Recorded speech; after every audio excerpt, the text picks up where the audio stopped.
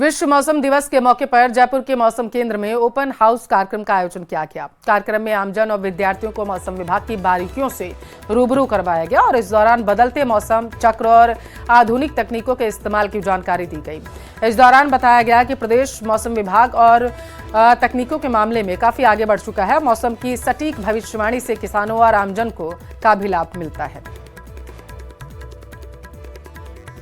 संपूर्ण विश्व में 23 मार्च को विश्व मौसम विज्ञान दिवस मनाया जाता है। WMO की तरफ से प्रति वर्ष WMO डे के लिए एक थीम निर्धारित की जाती है और इस वर्ष यदि देखें तो closing the early warning gap together विषय पर थीम निर्धारित की गई है। जनवरी 2012 में यहाँ जयपुर में इंस्टॉल किया गया था और रडार जयपुर को अगर हम यहाँ है तो यहाँ से रेडियस मान के लगभग 250 किलोमीटर तक एक्यूरेट हमारा इसके बेस पे नाउकास्ट हो सकती है। मतलब अगले 2-3 घंटे का जो जब क्लाउड डेवलप हो जाते हैं वाटर ड्रॉपलेट्स ये रिफ्लेक्टिविटी को देखता है तो इसमें इलेक्ट्रोमैग्नेटिक वेव्स जाती हैं। वो जब किसी क्लाउड के ड्रॉपलेट से टकरा के वापस आती है तो उसके बेस पे ये इमेज जनरेट होती है। बैलून के अंदर हाइड्रोजन गैस भरी जाती है जो इजीली अपलिफ्ट कर देते हैं इंस्ट्रूमेंट को। तो ऑलमोस्ट डेली 30 to 35 किलोमीटर हमारा इंस्ट्रूमेंट ऊपर तक चला जाता है जो कि सैटेलाइट की हेल्प से हमारे कंप्यूटर सिस्टम से कनेक्टेड रहता है। वो क्या करता है उसमें कुछ 2 सेंसर्स लगे होते हैं और कुछ जैसे अपलिफ्ट करेगा तो उससे उसके लैटिट्यूड लॉन्गिट्यूड के हिसाब से उसकी विंड वो डायरेक्शन चेंज होगी तो उससे हमें विंड डायरेक्शन पता चल जाएगा। विश्व मौसम दिवस मनाया जा रहा है। ये खास दिन है जब मौसम को लेकर के लोगों को जागरूक करने की कोशिश की जाती है। जयपुर के जो मौसम केंद्र पर हम मौजूद हैं, आप देख सकते हैं कि यहाँ पर अलग अलग तरह के यंत्र लगा करके लोगों को जागरूक करने की कोशिश की जाती है कि उन्हें भी मौसम के बारे में बताया जा सके कि हम कौन सी तकनीकों का इस्तेमाल कर रहे हैं और ये तकनीकें हमारी ज़िंदगी में कितनी मायने रखती है। जैसे कि आप मेरे सीधे हाथ पर देखेंगे कि कितनी बारिश गिरी, इसके लिए एक ख़ास मानक पैमाना इस्तेमाल में लिया जाता है जिसके अंदर इंक के ज़रिए इस्तेमाल करते हुए यहाँ पर बारिश में कितना पानी गिरा और उसे कितना बताया जाना है वो एक आदर्श पैमाना यहाँ से लिया जाता है। इसके अलावा अगर आप मेरे ठीक पीछे देखेंगे तो वहाँ पर तापमान दर्ज किया जाता है जिसमें किसी भी सामान्य जो है तापमापी यंत्र से तापमान नहीं लिया जाता। इसके लिए एक अलग तरह का जो है स्टीवेंसन स्क्रीन को इस्तेमाल में लिया जाता है जिसके ज़रिए यहाँ पर बाकायदा टेम्परेचर दर्ज किया जाता है कि राजस्थान में गर्मी का जो दायरा है वो कितना रहा और ठंड का दायरा कितना रहा।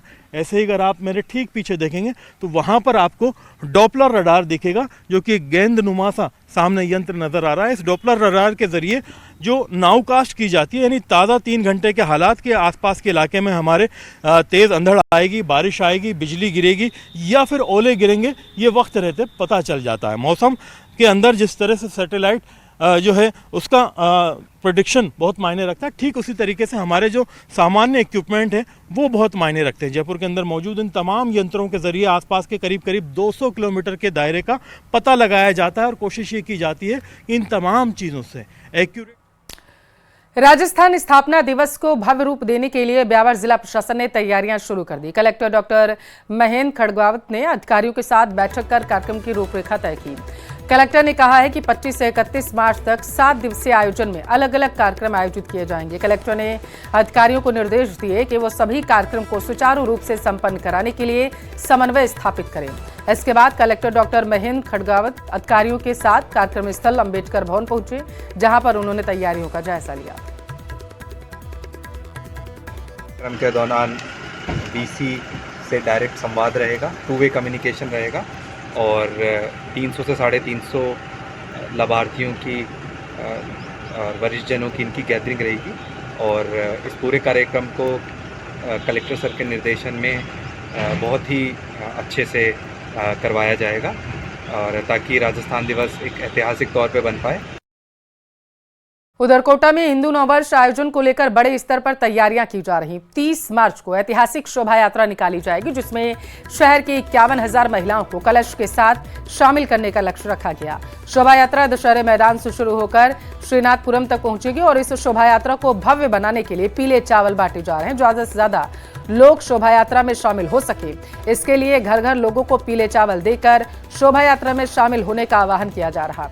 हिंदू नववर्ष आयोजन समिति के पदाधिकारी महावीर नायक ने बताया कि इस शोभा यात्रा को भव्य बनाने के लिए देश के बड़े बड़े संत भी शोभा यात्रा का हिस्सा रहेंगे और ये अब तक की सबसे बड़ी और ऐतिहासिक शोभा यात्रा होगी, जो हिंदू नववर्ष के मौके पर कोटा में निकाली जाएगी।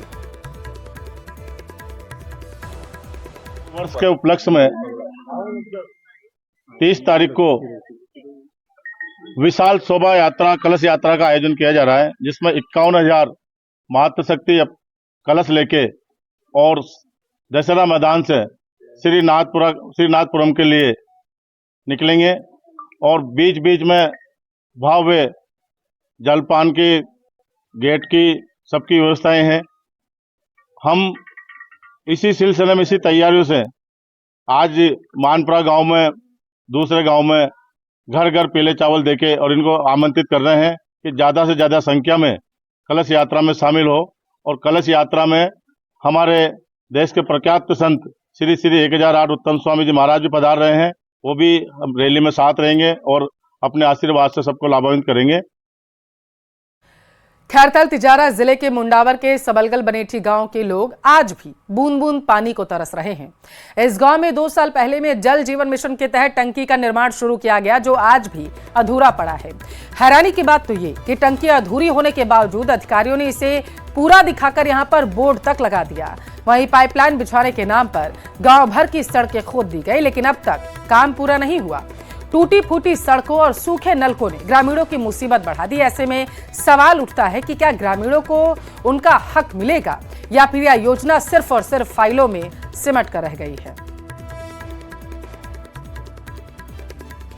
हमारे गांव के अंदर जल जीवन मिशन के तहत एक पानी की टंकी का निर्माण होना था, परंतु 2 साल के अंदर अभी तक टंकी का पानी ना तो पानी भरा गया है, ना ही टंकी का काम पूरा किया गया है। 3 साल हो गए इसको बने हुए को, अभी कंप्लीट काम नहीं हुआ है। गांव के अंदर पानी की किल्लत है दुनिया भर की। झुंझुनू में खेतड़ी उपखंड के जसरापुर गांव में प्राथमिक स्वास्थ्य केंद्र ऐसे जर्जर हाल में चल रहा है, जिस भवन को कलेक्टर नकारा घोषित कर चुके हैं। आपको बता दें कि तकरीबन 60 साल पुराने प्राथमिक स्वास्थ्य केंद्र के भवन को 28 जनवरी 2022 को कलेक्टर ने पीडब्ल्यूडी की रिपोर्ट के आधार पर इस भवन को नकारा घोषित किया। इसके बावजूद आज तक स्वास्थ्य केंद्र इसी जर्जर भवन में संचालित हो रहा, जिससे मरीजों और स्टाफ की सुरक्षा पर अब खतरा बढ़ गया। ग्रामीणों ने मांग की है कि जसरापुर सीएससी के लिए मापदंड मुताबिक जमीन उपलब्ध करवाई जाए और नए सीएससी भवन के लिए 2 करोड़ 11 लाख रुपए मंजूर किए जाए, जिसकी पहली किश्त 25 लाख रुपए सीएमएचओ नीमका थाना के खाते में जमा की जाए। इसके बावजूद अब तक नए भवन का निर्माण कार्य शुरू नहीं हुआ, जिससे ग्रामीणों में आक्रोश है।